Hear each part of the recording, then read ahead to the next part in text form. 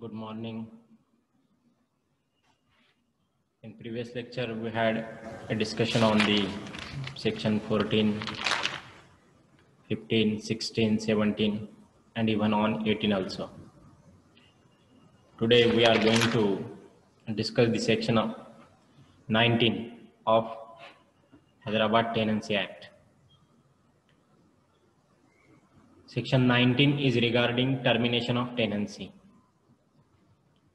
The section 19 says about if there is a relationship between the tenant and holder, that relationship is called as a tenancy.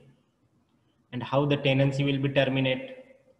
Terminate means comes to an end, stop, no need to be go further with each other. There is no any kinds of relationship between landholder and tenant after termination. Termination म्हणजे संपणे. If termination of tenancy is there, obviously there should be some ground. Definitely there are some certain conditions on which basis only the termination of tenancy will be completed or the tenancy will be comes to an end. Section 19 of Hyderabad Tenancy Act says that if tenancy comes to an end, there is no more relationship between the landholder and tenant. So for that purpose, there are certain grounds given under provision of Hyderabad Tenancy Act, that is section 19, 19(1) and 19 subsection 2. 19(1) provision saying about the whatever may be relationship between the tenants and the landholder, it may be on the base of documents which may be unregistered documents, or which may be on the base of oral assurance also. If orally assurance is been given and the tenancy has been started, it may be terminated as per section 19. If it is unregistered documents is there, agreement is there, but it is a unregistered documents which has not been registered before the proper authority, even though these people means tenants or landholder terminate their relationship, they may end their relationship, they may stop from further any kinds of relationship. So section 19(1) 19(1) section 19(1) and 19(2), these two grounds or two provisions are there under section 19, which gives the rights to the tenants as well as to the landholder to terminate their relationship, whatever may be between them. Section 19(1) 19(1) प्रमाणे termination of tenancy by tenant is been explained. 19(1) मध्ये tenancy जे काही दोघांमध्ये जे काही त्यांचं नातं आहे, जे काही रिलेशनशिप आहे, त्या रिलेशनशिपला संपवण्यासाठी किंवा बंद करण्यासाठी टेनंटला सुद्धा अधिकार आहेत आणि ते दिलेले आहेत 19(1) मध्ये. 19(2) मध्ये जर टर्मिनेट टेनन्सी करायची असेल, टेनन्सी संपवायची असेल, तर 19(2) प्रमाणे अधिकार दिलेले आहेत जमीन मालकाला. पहिल्या याच्यामध्ये टेनंटला, ज्याला आपण जमीन भाडे पट्ट्यावर दिलेली आहे किंवा who is considered as a tenant as per unregistered documents, whatever may be, it may be lease or any other kinds of possession is been given to him. For that purpose, if that person means tenant want to end his relationship with landlord, that is also called as termination of tenancy under section 19. And if the tenant want to terminate the tenancy between him and landlord, then it will be deal by whom? By the section of 19(1). Under section 19(1) it will be deal. Means whatever may be rights has been given to the tenant for termination of tenancy, it is under 19(1). The rights which is given to the landholder to terminate the tenancy, it is under section 19(2). Keep in. Thereafter, Under 19(1), if tenant himself want to terminate the tenancy between him and landholder, then he should have to do something. There is certain acts, there are certain duties binding on him. He should have to do some acts. What is that? First of all, he should have to send 1 month notice to the landholder, who right now under section 19(1), it's a right of the tenants to terminate the tenancy. Then there is a one duty on him, and that duty is that he should have to send the notice to whom? To the landholder under section 19(1), and that notice should be in advance, 1 month advance notice. That is called as a 1 month advance notice. 1 month advance notice means what? Means if you want to end his relationship with landholder, then he should have to send a notice before 1 month. जर त्याला पुढच्या महिन्यात स्वतःचं जे काही tenancy संपवायची असेल, जे काही रिलेशनशिप आहे मालकासोबत ते संपवायचं असेल, भाडेपट्ट्यावर घेतलेली जमीन सोडायची असेल, तर त्या कसणाऱ्याने, जमीन कसणाऱ्याने, ज्याला आपण टेनंट म्हणतो, त्या जमीन कसणाऱ्याने, कल्टिवेट करणाऱ्यानं 1 महिन्यापूर्वी, म्हणजे त्याला पुढच्या महिन्यात सोडायचं असेल तर त्यानं आत्ताच याच महिन्यामध्ये त्याला नोटीस पाठवणं गरजेचं आहे की मला पुढच्या महिन्यात आपलं जे काही रिलेशनशिप आहे टेनन्सीचं हे संपवायचं आहे. ही त्या टेनंटवर ड्युटी दिलेली आहे 19(1) प्रमाणे under Hyderabad tenancy act. Second provision is that if there are joined tenant, there are more than one tenant, then what will be the procedure? What would be the effect of this notice? Whether one person can send the notice, whether one notice which has been sent by one tenant only could be considered or presumed that all have been given the consent to that person. It might be considered. It might be considered that if there are joint tenants from single family, all are the considered as joint tenants. Means one tenant is there and whoever may be in his family, that is family holding, or whoever may be in his family as a member of his own family, they may consider as joint tenants. If they are joint tenants and they want to leave the relationship, they want to terminate the relationship of the landholder and tenants, then one person may send a notice and it will be presumed that all have sent the notice, all have given the consent for the notice. It may be considered. If, another one thing, if a single person or 2 person from joint family or joint tenants want to leave this place, leave the relationship, they want to terminate the tenancy, but other members don't want. So they should have to mention such kinds of things in that particular notice also. एका घरामध्ये 4 लोक होते, वडील होते, वडिलांचे 4 मुलं, वडील होते, वडील वारले म्हणून या चौघांनाही जॉईंट टेनंट डिक्लेअर केलं. या कायद्यामध्ये प्रोव्हिजन आहे की जॉईंट टेनंट डिक्लेअर करू शकतात.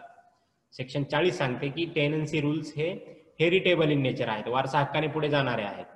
ठीक आहे, वडील होते, 1 होते, आता गेले निघून, 4 मुलं आहेत, 10 एकर जमीन होती, वडील जे कसत होते, भाडेपट्ट्यावर घेतली होती किंवा त्याच्यावर त्यांचं जे काही चालत होतं.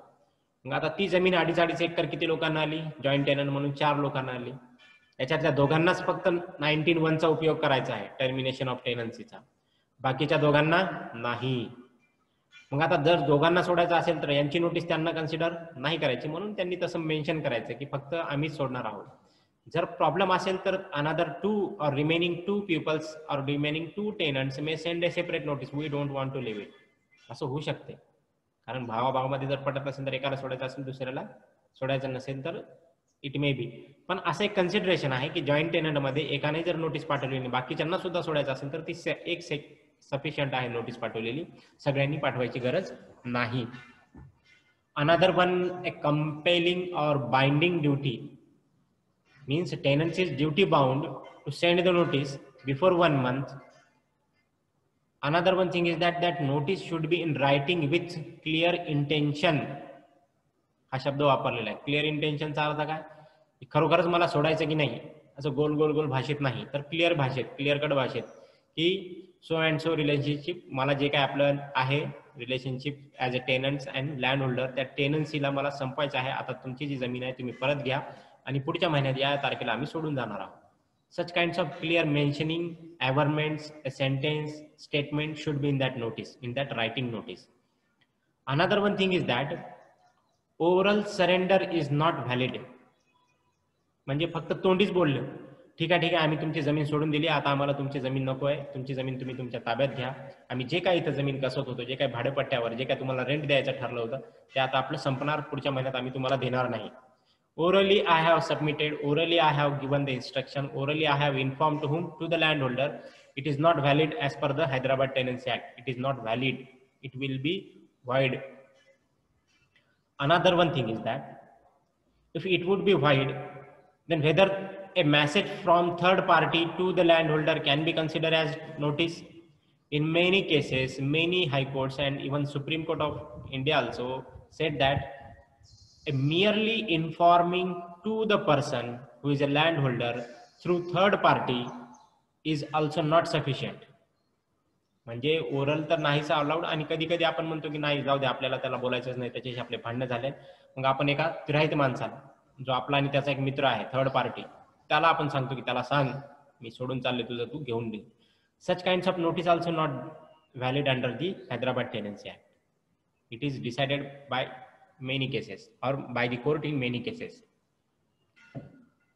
This is the duty of the tenants while or during the period when he want to leave the relationship. या काळामध्ये त्याला हे काम करायचे आहेत. आता त्याच्यानंतर परत एक काम आहे, आणि ते आहे before competent authority that tenant should have to write one application. Notice पाठवली 1 महिन्यापूर्वी, त्याला इंटिमेशन मिळाली, okay no problem. Right now being a tenant, I should have to file one application before whom? Before the land tribunal, that is Tahsildar. In that application, I have to mention so and so things, and as per this provision, that application would be before the Tahsildar. What would be the effect of that application? After making an application to the Tahsildar, it's a duty of the Tahsildar, he should have to call to the tenant. Tahsildar साहेबांनी अर्ज आल्याबरोबरच order नाही करायची, तर मग परत ते consideration येते की whether it is a proper application, whether it is a application made with free will, without any force, without any undue influence, without any misrepresentation, without any kinds of greed or in showing any kinds of influence to him. Such all things has to be considered, has to be verified, has to be inquired by the land tribunal, that is Tahsildar. म्हणजे एक माणूस जो चांगली शेती करत होता, चांगली शेती कसत होता, आणि जे काय रेंट होता तो मालकाला द्यायचा, अचानक येऊन एक अर्ज करतो आणि मला ही जमीन सोडायची आहे साहेब, माझा हा अर्ज तुम्ही स्वीकार करावा. तर स्वीकार होत नाही. त्याच्यासाठी तहसीलदार साहेबाला हे ग्राउंड बघावं लागतात की याच्यावर काही प्रेशर आहे का, याला कोणी काही धमकी दिली आहे का, याच्यावर काही असं फोर्स आहे का, किंवा याला काही लालूच देण्यात आली आहे का, याला काही जास्त काही गोष्ट बोलण्यात आली आहे का, किंवा याला मारण्यात आलंय. Whether all these things is there, he should have to be considered. Who? That presiding officer, that is a Tahsildar. If there is no doubt at all, there is no doubt at all to the Tahsildar, then he may pass the order. त्यांना जर असं वाटलं तहसीलदार साहेबांनी की आता खरोखरच असं जे काही मी विचार केला किंवा जे काही मला सांगितलं त्यातलं कायद्याप्रमाणे असली काही गोष्टी नाही, या माणसाला स्वतः सोडायचं आहे, याच्यावर कोणताही प्रेशर नाही, मालकानं सुद्धा याला धमकावलं नाही किंवा आजूबाजूचं काही याला ताण नाही, पण याला सोडायचं आहे, तर ते अर्ज काय करू शकतात ते, it may be passed. Sometimes some applications has been made to the Tahsildar for surrender or termination of tenancy by the tenants by fraud also. How it would be? Because sometimes whatever maybe application is been made, being a tenant, if he is a layman, he is uneducated man, he don't know what is the written in that particular format, and he has justly simply give his thumb impression, then it will be very tough or hard to whom? To the presiding officer to verify and to extract the proper information from all these things. Why? Because many times those people who are layman, whatever may be represented to him, that is misrepresentation. तुम्ही फक्त याच्यावर हे करा, आपल्याला विहीर आणायची शेतात, तुम्ही फक्त याच्यावर काय करा, अंगोटा मारा, आम्ही अर्ज करू, तहसीलमध्ये जाऊन साहेबाला देऊ, लगेच 2-4 दिवसात आपल्याला विहिरीची ऑर्डर येईल आणि आपल्याला सगळं काही सुरळीत होईल, असं म्हणून जर आणलं असेल तर if such kinds of fraud, it has to be verified. But one thing is that once being a tenant, if I make an application, after making an application, whatever order has been made on that, it means that I surrendered myself all the rights what has been given to me as a tenant. 19(1) प्रमाणे आता माझी tenancy terminate होणार. It means that whenever एका केसमध्ये सांगितलेलं होतं कोर्टाने की whenever the person comes to the authority and he make an application to him and thereafter the order is being passed on that particular application, it means that there is no doubt to the authority as well as to the applicants. याचा अर्थ आता काय, त्या अर्जदाराला काही doubt नाही की आपल्याला सोडायचं आहे की नाही सोडायचं आहे, त्याला सुद्धा माहित होतं की सोडायचंच आहे आणि व्हेरीफाय केल्यानंतरच ऑर्डर केली असं प्रिझम्पशन आहे. असं प्रिझ्युम करा की आता दोघांनाही कोणता डाऊट नाही. तर त्याच्यानंतर परत अपीलमध्ये आले तर अपील त्याची काही होणार नाही किंवा अपील एंटरटेन होणार नाही. का? Because you have terminated your rights at your own wish. दुसऱ्यांनी नाही सांगितलं तुला करायचं, तू स्वतःच केलंय. म्हणून हे प्रॉब्लेम पुढे येतात. Another one thing is that 19(1) प्रमाणे अर्ज केला टर्मिनेशन ऑफ टेनन्सीसाठी टेनंटने तहसीलदार साहेबाकडे, तर तो अर्ज तहसीलदार साहेबांनीच डिसाईड करायचा आहे. The another authority can not decide the application under section 19(1). 19(1) application 19(1) जो अर्ज आलेला आहे त्या 19(1) application has to be decided by or pass the order by whom? By the Tehsildar only, not by the collector, deputy collector or any other authority. Why? Because the land tribunal is nothing but it's a forum in which under Hyderabad Tenancy Act you can ask the remedy. And so far as land tribunal is considered, a presiding officer in land tribunal is Tehsildar. So Tehsildar only have the power to pass the order on that application which is made by whom? By the tenants under section 19 subsection 1. Understand? Another one thing, or we can say that a conditions for termination of tenancy by landholders. We have discussed all these previous things or previous conditions are regarding termination of tenancy by tenants. Right now there are also certain conditions termination of tenancy by whom? By the landholder. If landholder want to terminate his tenancy, whose tenancy? Tenancy. जमीन मालकाला त्या टेनंटला आपल्या जमिनीतून बाहेर काढायचं आहे तर त्याला अधिकार दिला आहे 19(2) मध्ये. टेनंटला स्वतः बाहेर जायचं आहे तर त्याचा अधिकार होता 19(1) मध्ये. आता 19(2) चा जो अधिकार आहे 19(2) प्रमाणे हा अधिकार कोणाला दिला आहे? जमीन मालकाला. He may terminate the tenant, he may ends his relationship of tenancy, he may stop to whom? To the tenants for further any kinds of relationship. If the landholder want to goes as per this section, then the duties are on him also. Certain duties on him also. काही त्याला सुद्धा कर्तव्य करायचे आहेत, त्याच्यावर सुद्धा काही duties दिलेल्या आहेत. आणि ती ड्युटी काय आहे? लँडहोल्डर should have to send a written notice with clear intention to the tenants in advance of 6 months. किती? 6 महिन्यापूर्वी आपण जागा मालक किंवा घर मालक किंवा फॉर एक्झाम्पल जमीन मालक, इथे जमीन मालक म्हणतो आपण त्याला, त्या जमीन मालकाने त्या टेनंटला 6 महिन्यापूर्वी काय पाठवायला पाहिजेत? नोटीस पाठवायला पाहिजेत. याचा अर्थ असा की जर त्याला दिवाळीला संपवायचं असेल किंवा त्याला जानेवारीला संपवायचं आहे आपले रिलेशनशिप, तर जानेवारीचे 6 महिने पहिले म्हणजे जून जुलैमध्येच त्याला नोटीस पाठवणं गरजेचं आहे की आपली माझा आणि तुझं जे काही टेनन्सी रिलेशनशिप आहे it may be end or I am being a land holder, I am it's my wish that or I am willing that our relationship should have to be comes to an end. आपल्याला ते संपवायचं आहे. अशी जी काही notice आहे किंवा हे जागा तू सोडून जा, हे शेत सोडून जा, कोणत्याही प्रकारचं जे काही इंटेन्शन आहे तुमचं त्या नोटीसमध्ये पाठवा. पण ही कधी? 6 महिन्यापूर्वी. विचार करा, टेनंटला किती वेळ दिला होता तुम्ही? 1 महिना. 19(1) मध्ये टेनंटला वेळ होता 1 महिन्यापूर्वी नोटीस पाठवायचा. तेच जेव्हा तुम्ही लँड होल्डरवर आलात तर याला 6 महिन्यापूर्वी नोटीस पाठवायची आहे. 6 months before from the termination. याचा काय अर्थ? याचा अर्थ काय समजण्यात यावा? याचा अर्थ सोपा आहे.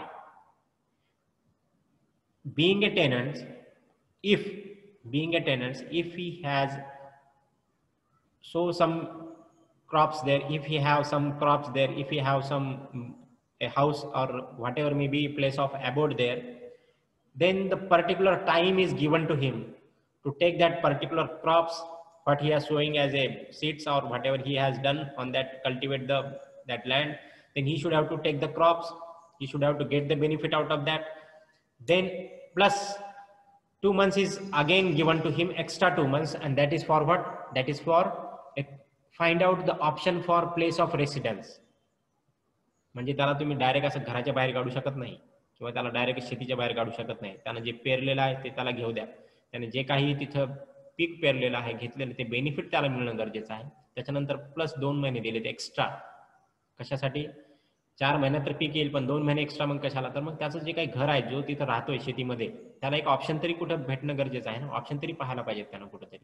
कारण तुम्ही त्याला घराच्या बाहेर काढू शकत नाही. Right to food, shelter and cloth हे बेसिक राईट्स आहेत आणि त्या बाबतीत आपण त्याला वंचित ठेवू शकत नाही. म्हणून कायद्याने त्याला 6 महिन्याची ऑपॉर्च्युनिटी दिली. म्हणजे जरी टेनंटला आज माहीत झालं तर आजपासून 6 महिने त्याच्याकडे बाकी आहे. कशासाठी? आपल्याला नेमका ऑप्शन काय आहे, आपण कुठे जाऊ शकतो, आपल्याला घर सोडायचं, आपल्याला ही जमीन सोडायची आहे, मग काय काय आपण इथे पेरलेलं आहे, काय काय झाडं लावलेले आहेत. आंब्याचा जर बहार असेल तर आंबे घेऊन जाऊ शकतो. एखादं दुसरं पीक असेल तर तो पीक घेऊन जाऊ शकतो. भुईमुग पेरलेला असेल तर भुईमुग उन्हाळ्याचा घेऊन जाऊ शकतो. Whatever may be crops or whatever may be seeds he has bought there, then he may take that. It is a opportunity given to whom? To the tenants. Because Hyderabad Tenancy Act is a beneficial law or beneficial legislation in favor of the tenants only.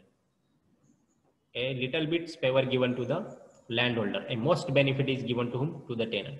म्हणून त्याला स्वतः संपवायचं तर 1 महिन्यापूर्वी सांग, no problem. कारण त्याला माहिती आहे सोडायचं म्हणून तू सगळं काय आवरून जाऊ शकतो. पण जिथं मालकाला त्याला बाहेर काढायचं असेल तर मालकाला 6 महिन्याचा वेळ, म्हणजे त्याला 6 महिने वाट बघावं लागणार आणि त्याला 6 महिने टाइम मिळणार की आपल्याला काय काय नेमकं करायचं, काय काय प्लॅनिंग करायचे आहे. Whether he want to settle here or he want to leave the place, whatever may be. It's a chance given to him.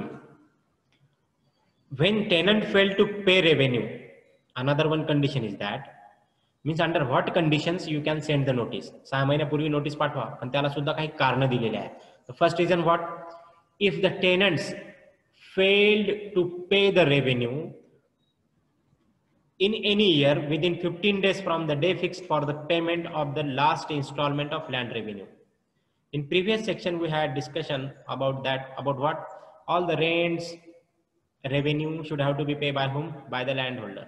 सगळं काही जे काही शेतसार आहेत, टॅक्सेस आहेत, जे काही भरायचं आहे ते कोण भरायचं? मालकाने भरायचं आहे.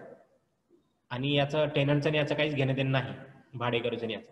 पण इथं काय सांगतात की जर एखाद्या ॲग्रीमेंटमध्ये असं असेल की सगळं काही त्याच्याकडे दिलेलं आहे, आपण कोणाकडे, जर ही लायबिलिटी आपण सुरुवातीलाच त्या टेनंटवर दिली होती की बाबा शेतसारा सुद्धा तूच भरून घे, लागलं तर मला जे काय रेंट द्यायचा तो कमी दे, जे काय मला हिस्सा द्यायचा पिकाचा तो कमी दे, पण शेतसारा भरणं ही तुझी जिम्मेदार राहील. If such kinds of condition was there and he failed, who failed? Tenant failed to pay the land revenue to whom? To the concerned authority, government, then it will be the ground to send him notice. हे पहिलं ground राहील किंवा पहिलं एक कारण राहील ज्याच्या बेसवर जमीन मालकाला त्याला नोटीस पाठवता येईल की बघ तुला या महिन्यात या वर्षाचं या महिन्यामध्ये भरायला पाहिजे होतं, पण आज 15 दिवस उलटून सुद्धा तू काहीच नाही भरलं, म्हणून आज तुला मी या नोटीसद्वारे सांगतो की येणाऱ्या 6 महिन्यामध्ये तू माझी जमीन रिकामी कर आणि इथून चालता हो. It would be the ground for whom? To the landholder. Another one condition is that if it is a liability, we had also discussed all these things in Transfer of Property Act also. Being a leasee, lessor and leasee. Lessor म्हणजे भाडेपट्ट्यावर देणारा मालक, leasee म्हणजे भाडेपट्ट्यावर घेणारा तो भाडेकरू किंवा तो माणूस, त्याला leasee म्हणतो आपण. Even though the property is been given in mortgage also, mortgage मध्ये जेव्हा देतो आपण एखाद्याला प्रॉपर्टी, 6 प्रकारचे मॉर्गेज आहेत, त्याच्यामध्ये अजून काही प्रकार आहेत ज्याच्यामध्ये प्रॉपर्टी ट्रान्सफर करावं लागते आपल्याला त्या समोरच्या माणसाला गहाण म्हणून. प्रॉपर्टी मी गहाण ठेवली असेल तर त्या ज्याच्याकडे गहाण ठेवली आहे ना त्या मॉर्गेजीचं काम काय? He should have to take care of that property as it is his own. कसं त्याची देखभाल करायची? जशी ती त्याची स्वतःचीच आहे अशी देखभाल करा, दुसऱ्याचे म्हणून कशी वापरू नका. Same condition here. When the property is being given you on tenancy, it means that it's a duty of the tenant that he should have to take care of that property as it is his own. असं त्यानं त्याला वापर करायला पाहिजे होता, अशी त्याची देखभाल करायला पाहिजे होती जशी ती जमीन त्याची स्वतःची आहे. इफ हे सेकंड ग्राउंड आहे नोटीस पाठवण्यासाठी मालकाला, if the tenants make any kinds of injury, harm, or destruction, deterioration to whom? To the property or to the land. If he make any kinds of destruction, injury, harm, or he deteriorate the value of the land, then it would be the perfect ground to send the notice to the tenants by landlord. म्हणजे land holder त्याला notice या ग्राउंडवर सुद्धा पाठवू शकतो. जमीन तुला मी दिली होती कसण्यासाठी, तू त्याच्यात काय केलंय, त्याला खूप मोठं खणलंय, त्याच्यातून दगड बाहेर काढले आणि स्टोनवाल्याला दिले, स्टोन क्रेशरवाल्याला दिले, रोडच्या काम करणाऱ्याला दिले. मला विचारलं का तू हे डिस्ट्रक्शन आहे माझ्या जमिनीचं, डिटोरिएट केले, तू व्हॅल्यू कमी केला आहे, माझ्या जमिनीची किंमत कमी केली आहे, माझ्या जमिनीला तो हार्म केला आहे, इंजुरी केली आहे. आता हे it would be the ground, हे मला ग्राउंड आहे की मी तुला बाहेर का काढू नये. आता 6 महिन्याच्या आधी जमीन रिकामी कर आणि जे काय आहे बाकीचं तर मी तुझ्याकडून नंतर घे. It would be the ground to whom, to the land holder. Another one ground for the landholder is that if without permission of the landholder, tenant subdivided the land or he created subtenancy again. Subtenancy अर्थ तो स्वतःच तिथे भाडेकरू आहे, त्या जमिनीवर तो रेंटवर तो जमीन घेतली त्यानं, तिथं तो काम करत आहे, ती जमीन कसत आहे, अर्ध पीक मालकाला द्यायचं, अर्ध पीक स्वतः ठेवायचं, पण काम स्वतः पूर्ण करायचंय. मालकाला न विचारता, मालकाला कोणतीही प्रकारची माहिती न देता, कोणतंही नॉलेज न देता त्यानं काय केलं, 10 एकर जमीन होती, 5 एकर परत त्यानं टेनन्सीवर दिली. सब टेनंट, हा टेनंट आणि याच्या अंडरमध्ये आलेला सब टेनंट, ती जमीन त्यानं सब टेनन्सीवर दिली, मालकाला सांगितलंच नाही. और सब लीज केली त्याला, किंवा दुसऱ्याला लीजवर देऊन टाकली, हे 5 एकर मला बस झाले, 5 एकर तू लीजवर घे 2 वर्षासाठी. He cannot create the rights of third party on that land because what he has the power, it is nothing but what he has got the authority, it is nothing but on the courtesy, on the base of belief, on the base of delegation, it's been given to him. And being a tenancy, it's not your right to create a subtenancy in another one's favor. If you do this, if you are going to do like this, then this will be ground for whom? For the landholder to terminate you from the tenancy. हे जमीन मालकाला, land होल्डरला अधिकार आहे, ground आहे. मला न सांगता तू अजून एक दुसरा भाडे करू ठेवलास, तू सुद्धा इथून निघा, तो तर निघणारच. It would be the ground within the hands of land holder under section 19(2) for termination of tenancy.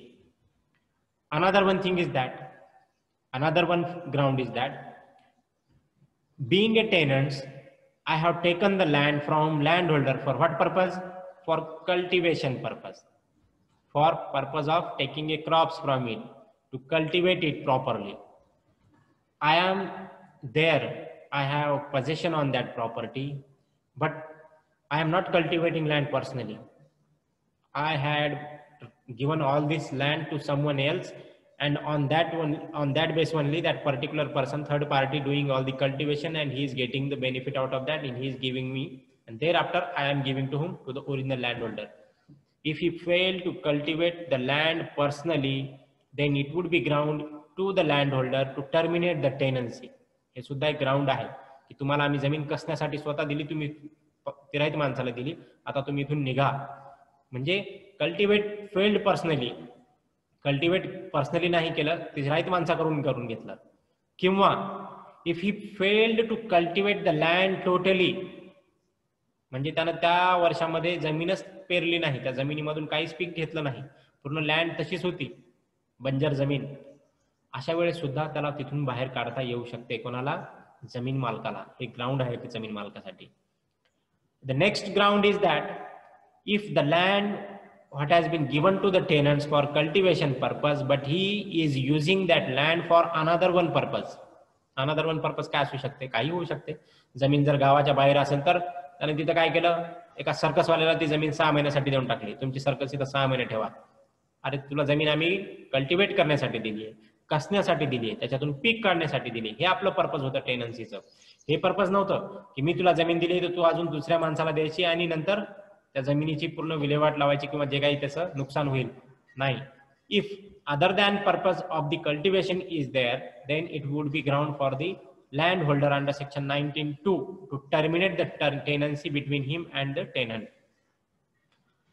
There are certain exceptions also.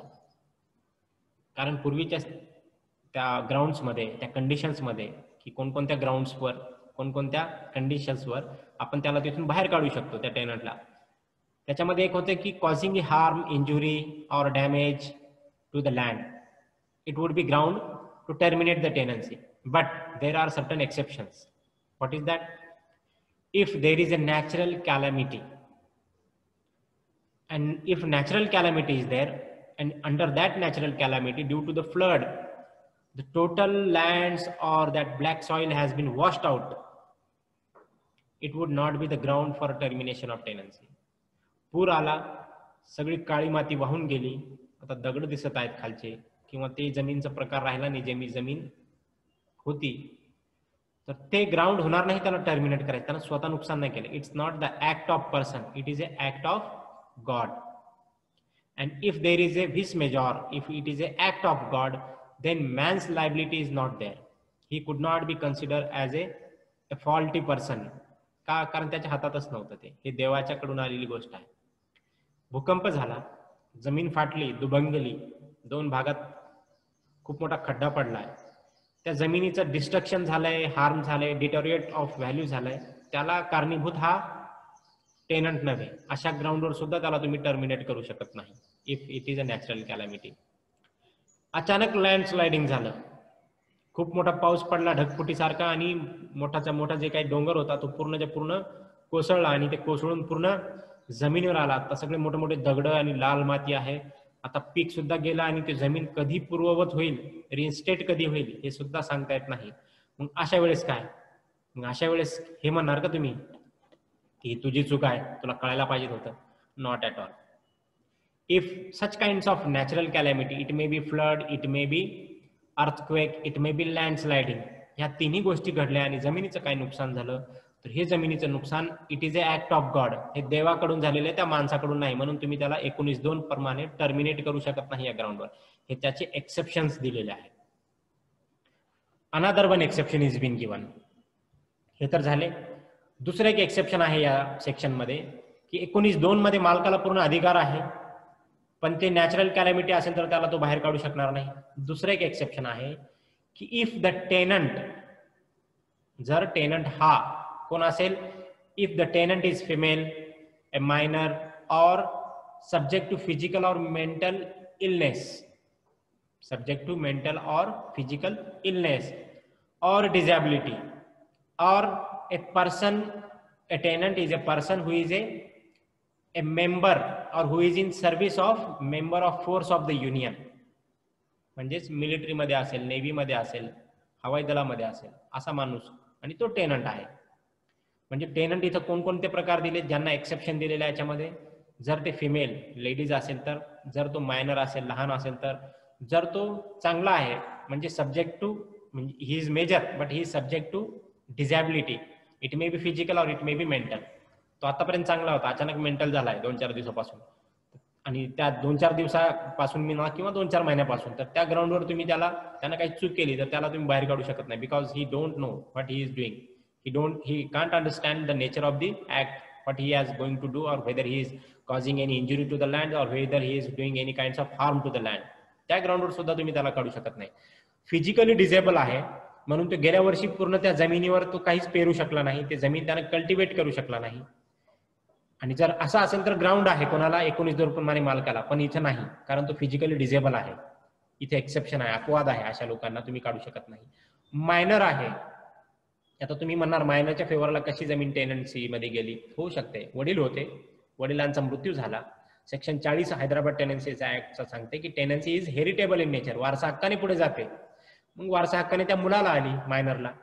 मग मायनरला जर टेनन्सी आली असेल आणि त्या मायनरला अचानक, मायनर आहे त्याला ते काम पूर्ण होत नाही, किंवा अर्धी जमीन कसत आहे कोणातरी कडून, आणि तो पर्सनली कल्टिवेट करू शकणार नाही, किंवा त्याच्यामध्ये इतकं त्याला नॉलेज नाही कल्टिवेट पर्सनली करायचं, म्हणून तो तिराहित माणसाकडे ती जमीन करून घेत आहे. तर तुम्ही हे ग्राउंड, तिराहित माणसाकडून जमीन कसली, पर्सनली कल्टिवेट नाही केली म्हणून मी तुला बाहेर काढेल, हे ग्राउंड नाही होऊ शकणार. It is an exception. Female आहे, being a ladies, a ladies or female having an exemption. Why? Because constitution itself given the special provisions, special exemptions to whom? To the woman. If she is a woman, if she can't cultivate the land personally, if she can't go with each and every conditions of an agreement, it will not be ground, it would not be ground for the landholder to terminate the tenancy. म्हणजे natural calamity एक अपवाद होता, इथे अजून अपवाद दिले, a female, minor, mentally physically disable or the person who is a serving member of force of union. जर तो मिलिटरीमध्ये होता, मिलिटरीमध्ये आहे, पहिले टेनंट होता, अचानक नोकरी लागली, मिलिटरीमध्ये गेला आणि 1 वर्षापासून तो परत येऊ शकला नाही, जमीन त्यानं कसलीच नाही, जमीनमध्ये काही कल्टिवेट केलं नाही, तर तुम्ही त्याला त्या ग्राउंडवर काढू शकत नाही, because he is serving to the nation. Exemption is been given to whom, to the person who is serving to the nation, he is giving his service to the nation, so it would not be his fault. हे त्याचा fault म्हणून consider होणार नाही, म्हणून त्याला सुद्धा तिथे अपवादात्मक मध्ये कंडिशन्स मध्ये ठेवले आहे. जे काही 5 ग्राउंड आहे, त्या 5 ग्राउंडवर तुम्ही टर्मिनेट टेनन्सी 19(2) च्या सेक्शन प्रमाणे करू शकणार नाही. हे काय दिलेले आहेत, ग्राउंड्स दिलेले आहेत.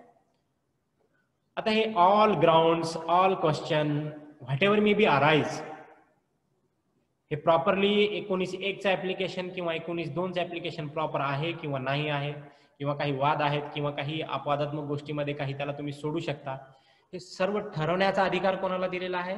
It is given to the land tribunal, that is tahsildar. Tahsildar साहेबांना हा अधिकार आहे की त्यांनी हे सर्व काही ठरवावं.